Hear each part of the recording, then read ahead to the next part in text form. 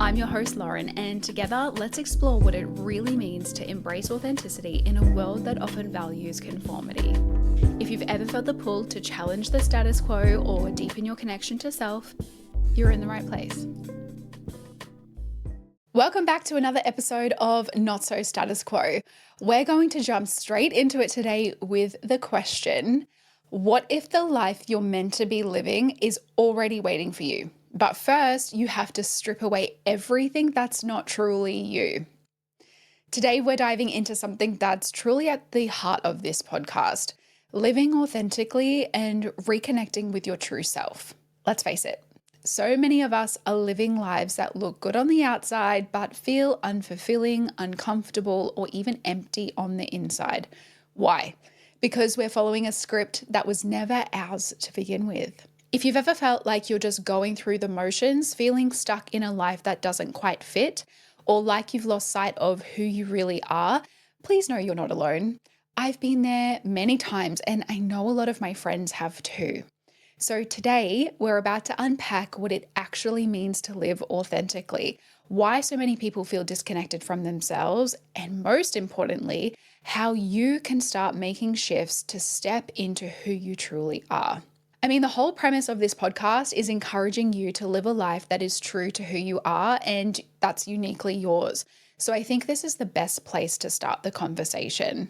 I know the feeling of frustration and uncomfortability that comes with not feeling like you are living the life you know that deep down is meant for you. By the end of the episode today, my hope is that you leave wanting to connect in with your inner self and discover who that person truly is and what they truly want.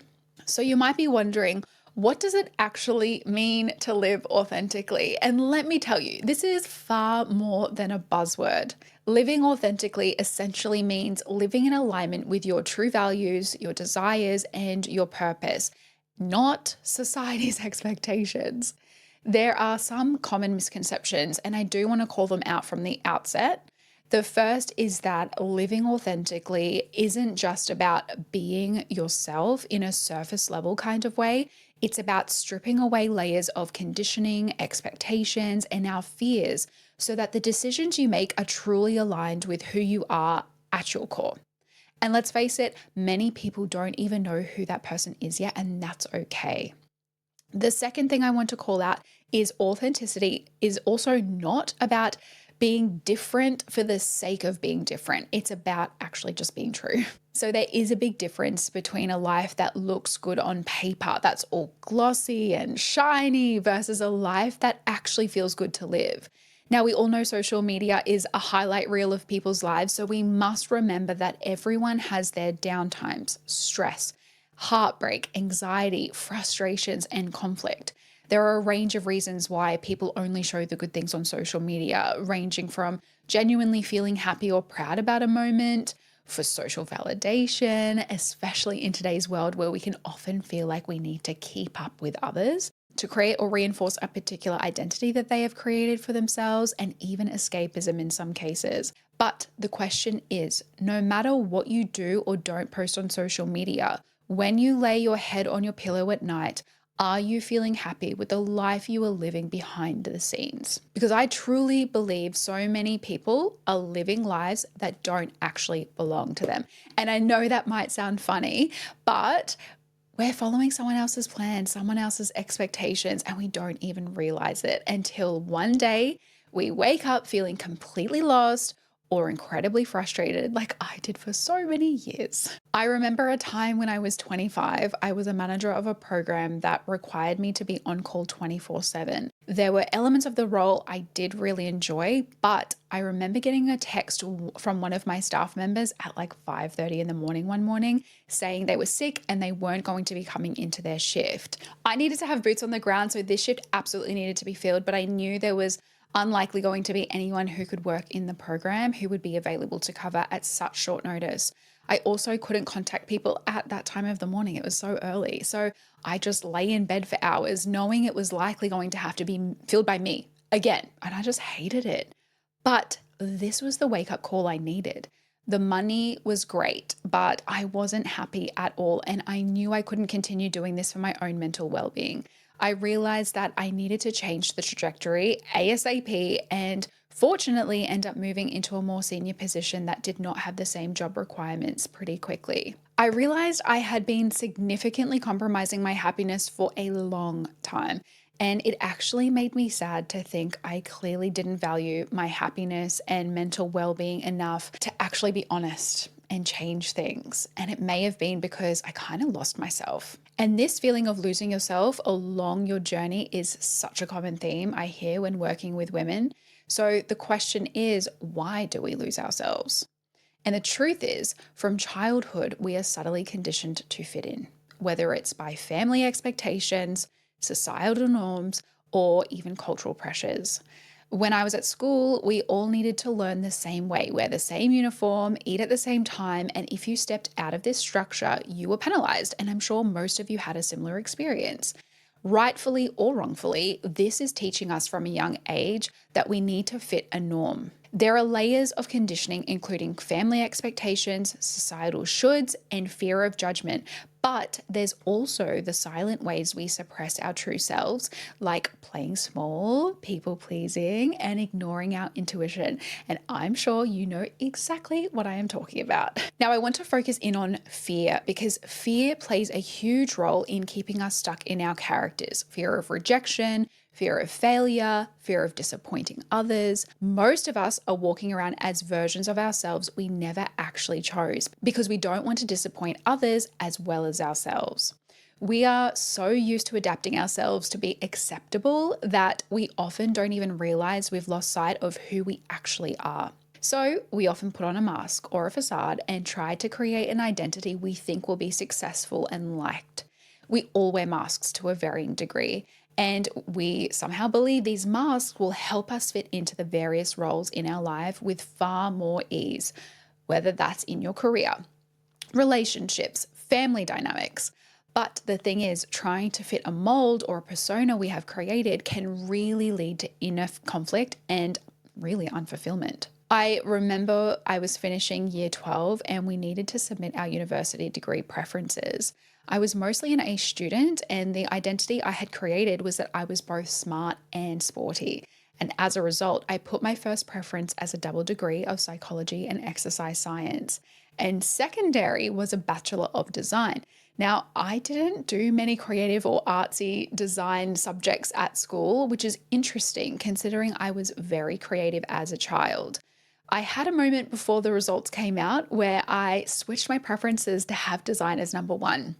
And I remember thinking afterwards, feeling so torn up on the inside because I kept saying to myself, Lauren, you're smart. People would be expecting you to do the double degree. Will they think you're not smart if you do design? And you know what? I changed it back right at the last minute and I got into the double degree.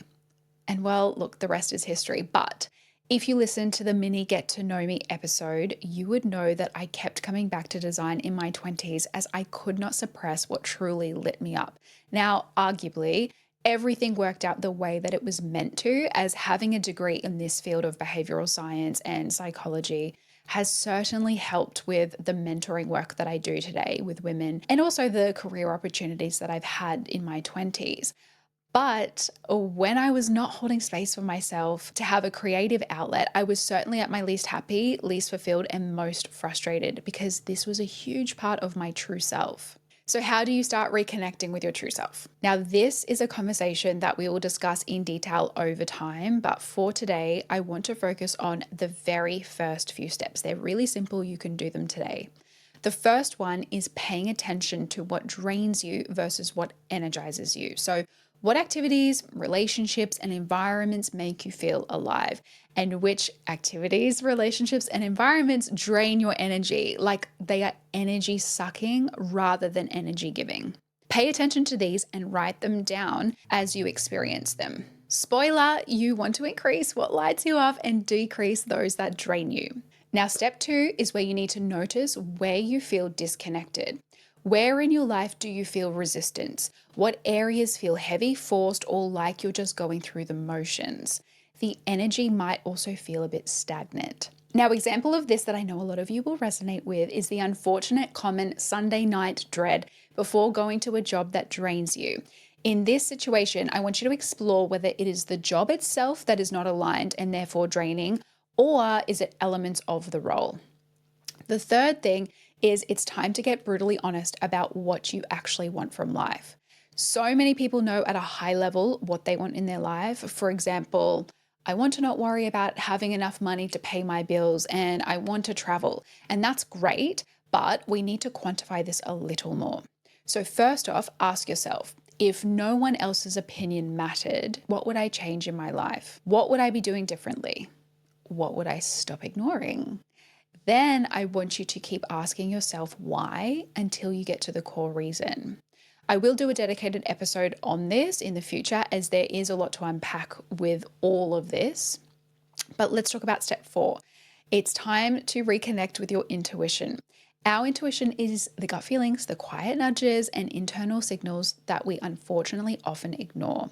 As human beings, we all have an intuition, but the degree to which you allow yourself to tap into that will vary. I find that when I'm in my masculine energy for too long, this can make my intuition or inner voice feel a lot harder to read. This can happen when I'm not taking intentional moments to be in flow or express my creativity and am in perpetual hustle mode. To start reconnecting with your intuition, you could try some small daily check ins. So start with asking yourself, what do I actually want? Or how do I actually feel about a certain situation? Just let whatever comes in to do so without judgment. If not much comes through, that's okay. Be compassionate with yourself because it will. I want to emphasize that living authentically is not a luxury, and I encourage you to start seeing it as a necessity for true fulfillment in your life. The more you align your life with your truth, the easier things will start to flow. The struggle comes when you're living in a way that's out of sync with who you really are. It's like trying to force a square peg into a round hole. I know firsthand that being your authentic self will open far more doors than when you are trying to fit a mold. So moving forward, let's approach the topic of authenticity as being about stripping away the layers of who you were told to be by yourself or by others, so you can step into who you truly are. But let's be kind to ourselves. Something I've had to learn is that living authentically is an ongoing journey. It's more like a marathon than a sprint. But it really is as simple as making small choices every day that bring you back to yourself. So I'd love to now ask you, if you stripped away expectations and fear, what is one thing you know in your soul that you need to do? All right, my new friends, I hope you enjoyed this first episode and that it has got you inspired to start taking a step back and looking at your own life. If you've got something out of this episode, I would truly appreciate you sharing it with your friends. And if you share the episode on Instagram, please make sure to tag me so I can reshare. Let's reconvene next week with our first guest. You are going to love her.